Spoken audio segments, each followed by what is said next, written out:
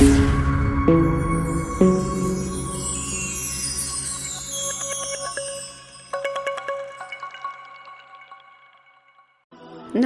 آج کی ویڈیو ایک ایسی پاک باز خاتون کے بارے میں ہے کہ جن کو ہمارے پیارے نبی حضرت محمد صلی اللہ علیہ وآلہ وسلم نے 4 عظیم عورتوں میں شامل کیا ہے۔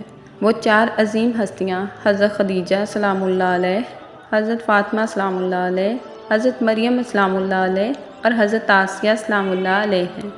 آئیے بات شروع کرتے ہیں فرعون کی شادی سے۔ فرعون مصر نے ریان بن ولید کی پوتی حضرت عائشہ کو شادی کا پیغام بھجوایا۔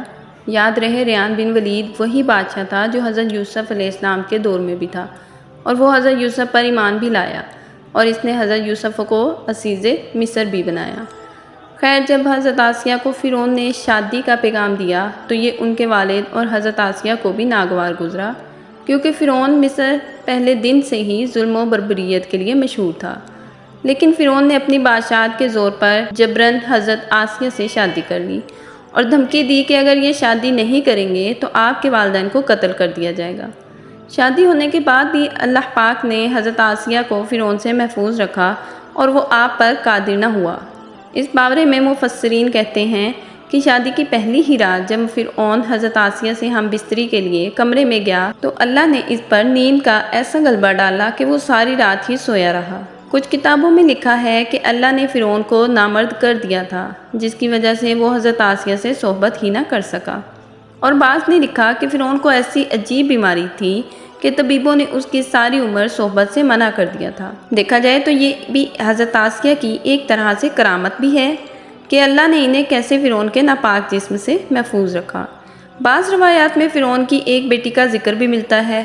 آپ کو یہ بتاتے چلیں کہ وہ لڑکی انہوں نے کسی سے لے کر پالی تھی۔ ایک رات فرعون نے خواب میں دیکھا کہ اس کا محل نابود ہو گیا ہے۔ خوف و وحشت سے اس کا پورا وجود لرزنے لگا۔ اس نے نجومیوں کو بلا کر ان سے اپنے خواب کی تعبیر پوچھی۔ انہوں نے کہا، ان قریب بنی اسرائیل کا ایک بچہ تمہارے محل کو نابود کر دے گا۔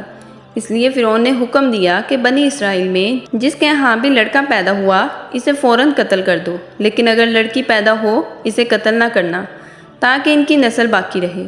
جب حضرت موسیٰ علیہ السلام پیدا ہوئے تو ان کی والدہ نے فرعون کے سپاہیوں کے ڈر سے حضرت موسیٰ علیہ السلام کو ایک صندوق میں رکھ کر دریا میں ڈال دیا۔ دریا سے ایک نہر فرعون کے محل کے پاس سے بہتی تھی۔ یہ صندوق بہتا ہوا اس نہر میں چلا گیا۔ فرعون نے حکم دیا اسے محل میں لا کر کھولا جائے۔ جب صندوق کھولا گیا تو اس سے ایک خوبصورت بچہ نکلا۔ قبطی زبان میں پانی کو مو اور درخت کو سا کہتا ہے۔ یہ صندوق پانی اور درختوں کے درمیان پایا گیا تھا، اس وجہ سے حضرت بی بی آسیہ نے آپ کا نام موسیٰ رکھا۔ حضرت آسیہ نے جب حضرت موسیٰ علیہ السلام کے چہرے پر نور دیکھا تو انہوں نے حضرت موسیٰ کو اپنا بیٹا بنا لیا اور فرعون سے کہنے لگی، عربی زبان کا ترجمہ یہ ہے، یہ بچہ میری اور تیری آنکھوں کی ٹھنڈک ہے، اسے قتل نہ کرو۔ لیکن نامرد فرعون کہنے لگا، اسے تم رکھ لو، مجھے اس کی کوئی حاجت نہیں۔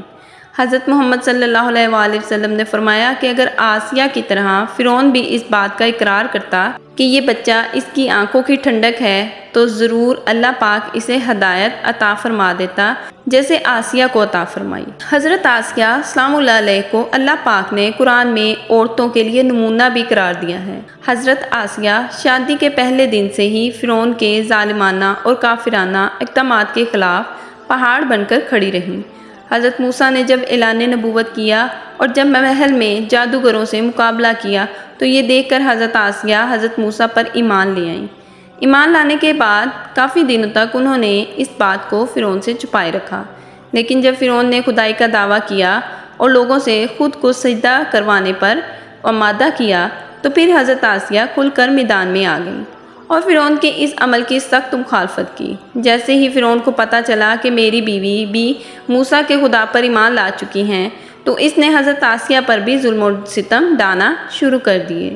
روز دن اور رات ان کو مختلف اذیتیں دینے لگا۔ فرعون جیسا کافر شوہر بھی ان کے ایمان کو متزلزل نہ کر سکا، لیکن فرعون نے بہت زیادہ کوششیں کی تاکہ کسی نہ کسی طرح انہیں راہ راست سے منحرف کر دیا جائے، لیکن وہ ایسا نہ کر سکا اور آسیہ بھی اس کی تمام کوششوں کو ناکام بنا کر صرف خدائے واحد کی عبادت میں مصروف رہیں۔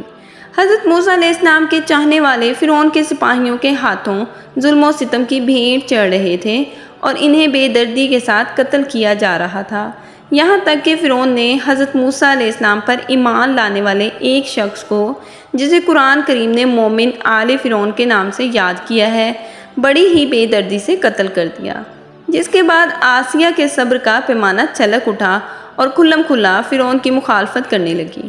فرعون میں غیظ و غضب کی آگ بھڑک اٹھی اور اس نے اپنی زوجہ آسیہ کو بہت ہی دردناک طریقے سے اذیتیں پہنچائیں۔